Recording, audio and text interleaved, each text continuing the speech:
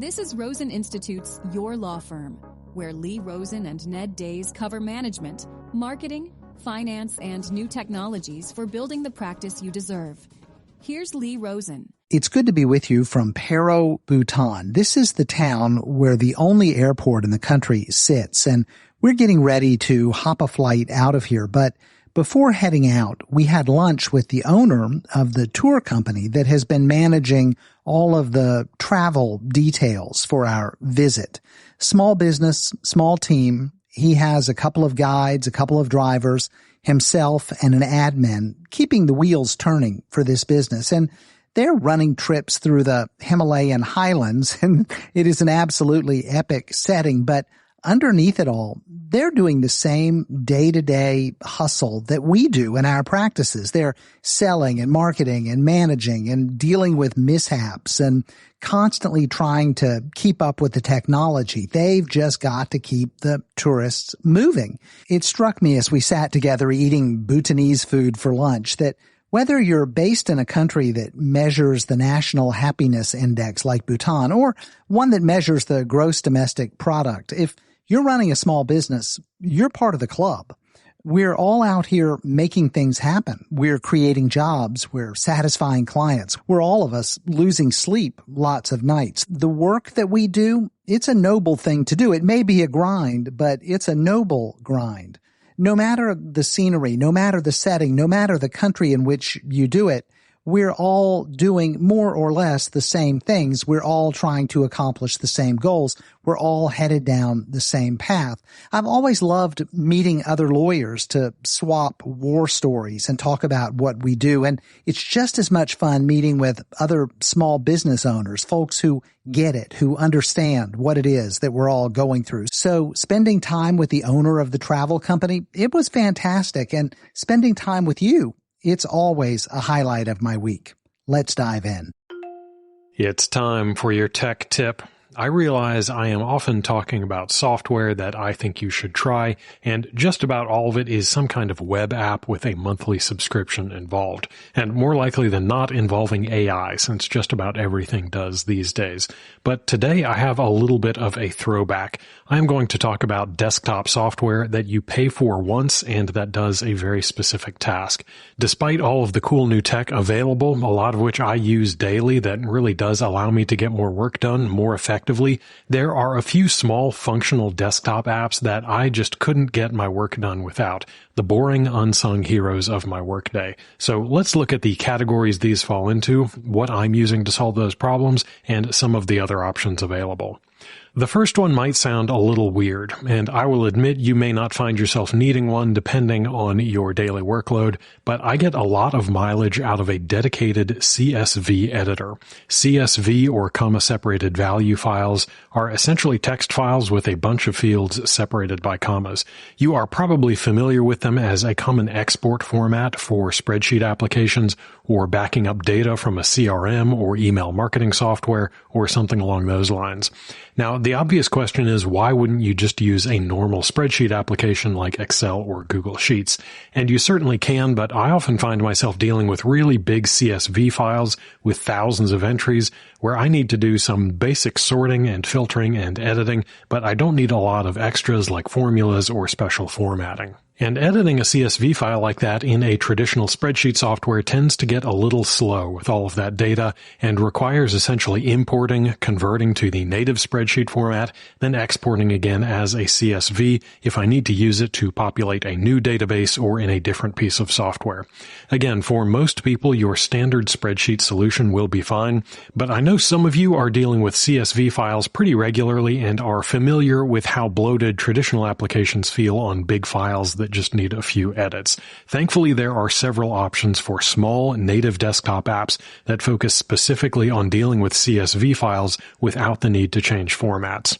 On Mac OS, I've been using one called Easy CSV Editor for several years. It's great for quickly sorting, filtering, and merging records, as well as reformatting numbers and dates in bulk and doing advanced find and replace operations. It's $13 in the App Store and has one of the ugliest icons I have ever seen. There's another Mac-only option called CSV Table, available at csvtable.com, that's $19 and has a comparable feature set, as well as a much prettier icon. On Windows, there's a tool called Ron's Data Edit, available at ronsplace.ca, that is very similar. There's a free version, as well as a more feature-rich paid version for about $38 that includes some more powerful data transformation capabilities.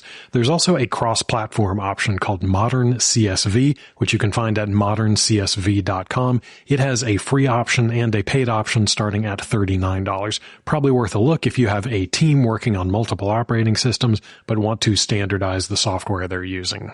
The next category is screenshots and screen recordings. Both Windows and Mac have decent screenshot and screen recording capabilities built right in, but I pretty regularly find myself needing to make quick screen recordings of some very specific action or item on my screen that I can share via text message, group chat, or Slack. My favorite tool on my MacBook is called GIFOX, or GIFOX. It's a portmanteau of GIF or GIF, depending on how you like to say it, and Fox, spelled GIFOX. You can quickly record portions of your screen with animations on your cursor clicks so that they are easy to see, an overlay of the keys you are pressing so that any special keyboard shortcuts you're performing are obvious, and the ability to automatically export these recordings as animated GIFs so that they will automatically play and repeat if you share them in apps like Slack or Teams.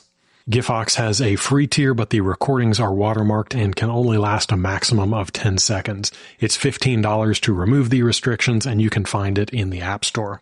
If you are on Windows, there is a completely free tool called ShareX available at getsharex.com. That is a much more robust screenshot and screen recording solution with annotation tools and a lot more. It's not quite as focused, but it is a lot more powerful. And again, that one is free. The third category I use regularly is a basic photo and graphics editor. The built-in Photos apps on both Windows and Mac are actually substantially more feature-packed than they were just a few years ago. They both include lots of options for applying basic filter presets, as well as a lot of finer adjustments of color levels, contrast, brightness, and more. They include touch-up tools like red eye fixing, noise reduction, cropping, and object removal. The Windows Photo app allows you to do some markup drawing, like adding sketches and arrows. The macOS Photos app doesn't offer this, but these features are available on any image in the Quick Look mode under the annotations icon. But sometimes we need a little more. This usually comes down to needing to overlay one image on top of another, or creating an image out of two images side by side, or adding a few headlines or text objects on top of an image. This kind of functionality is generally referred to as layers in image editing parlance, multiple levels or layers of images and text that you can show, hide, move, reorder, and then export to a final image. Adobe Photoshop is the professional option here with all of the bells and whistles, but it's a fairly expensive subscription and has so many features that it's frankly kind of bewildering to non-pros who just want to overlay a couple of images or add some text. These days there are lots of web-based options with varying feature sets and capabilities, but this is still one of those areas where I find a desktop tool I can fire up as needed without some kind of account or subscription and not having to upload all my assets to the cloud to work just a little bit better and faster. On my Mac, I use Pixelmator, an app that has been around for years and years. It was recently acquired by Apple, so it wouldn't surprise me if at some point in the near future it is either bundled with the OS or incorporated into the Photos app. But for right now, it's a $50 purchase on the App Store. Now, it has a lot of features and as a result can be a little intimidating on first use, nowhere near the level of Photoshop, but there's another option I think makes a lot of sense for most people called Acorn. It's another Mac photo editing app with a lot of functionality and a simpler interface. Acorn bounces between $20 and $30 depending on whether or not it's on sale. It's available in the App Store as well. Finding something in this zone for Windows was a little challenging. Affinity Photo is a cross-platform tool available for Mac and Windows. It's about $70, but it's also much closer to Photoshop in its capabilities and complexities. I tried to get used to it a couple of years ago, but it just wasn't as intuitive as I want for making some quick edits. If complex is what you need, though, you can find out more at serif.com. Photoscape X, which is another cross-platform option available in the Microsoft Store and App Store, is much more approachable. It's about $40 for the paid version, but it doesn't get very regular updates. As of right now, it's been at least a few years since the last one, so be aware of that. As much as I love software and services that I can use wherever and whenever in the browser, I still get a lot of work done in desktop apps. I'm Ned Days, and that's your tech tip. And now for your moment of concise advice. Being average, it gets you average results. Being one of many, it does pay something. It's safe, it's cozy, and the crowds are thick, but you don't get to charge premium fees when you hide within the safety of the masses, of the large numbers. You land average clients, you do average work, and you bring home an average income that might make ends meet, but it seldom allows you to soar to the highest highs. When, however, you choose to stand out from the average, when you specialize in a corner of a particular market, it might be a big market, a big space, but when you choose to own a very specific corner of that market, well, you're going to stand out. Now, is that move riskier? Yes. Nobody is going to have come along before you with a complete roadmap to hand off to you, and you might worry about shrinking your pool of potential clients by specializing, by focusing, by taking over that corner. But risk and reward, well, they are connected. That's a fundamental law of business. And when you stand alone in your category, in your space, in that special corner, you're going to be taking some risk, but the reward is that folks are willing to pay more for your expertise. You become the specialist, not just another lawyer, not just another vendor. You're no longer average. You are that special lawyer. Some lawyers decide to narrow their niche, to get focused, to specialize, to take a small piece of a larger market. And I've seen that happen in lots of practice areas, but I'm most familiar with it in family law because that's the practice area in which I practiced. I saw some lawyers choose to represent only men, and others would choose to represent only women. Some focused exclusively on property division. Some focused on high conflict cases. I knew some lawyers that focused only on international child custody and abductions. These lawyers, they narrowed their focus so specifically, so clearly that suddenly no one else was in their space. They owned their space. If a client needed help with that specific issue, well, there was only one obvious name to call. They called that lawyer who chose to specialize. Not too long ago, I drove by a laundry service, one of these wash and fold places in Siem Reap, Cambodia, and their big sign out front proclaimed that they used clean water. They wanted to make it clear that they would wash your clothes in clean water, and they're the only laundry in town that staked out that idea, that took that position. So now, whenever I think of laundry in Siem Reap, well, that place, the place that uses the clean water, they're at the top of my mind. It's not like other lawyers couldn't have handled men or women or child custody cases or property division cases. Lots of lawyers could have handled those family law matters, but these lawyers who chose to specialize within that bigger space, they stood out. They become the lawyer in that arena. Now, obviously, you don't want to narrow your focus to such an extreme that you put yourself out of business, but the clean water part of the laundry business, well, it turns out that's a pretty big part of the laundry business. And each of these niches that we're talking about, each of these areas of focus, they can be pretty big too. But you've got to think it through. You don't want to paint yourself into a corner so small that there is no market. Pet frog custody disputes, that might be a little too niche. On the other hand, dog custody, well, that could be huge because dogs matter to a lot of people who might in fact pay very well to protect them. So you've got to find your sweet spot between specialization and market viability. You're not pandering to every type of case or every type of client.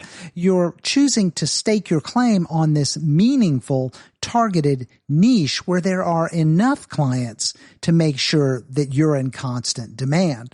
This sort of approach demands that you trust yourself and your knowledge of the marketplace. It's different. It's not about being all things to all people. It's about being the only thing to the right people.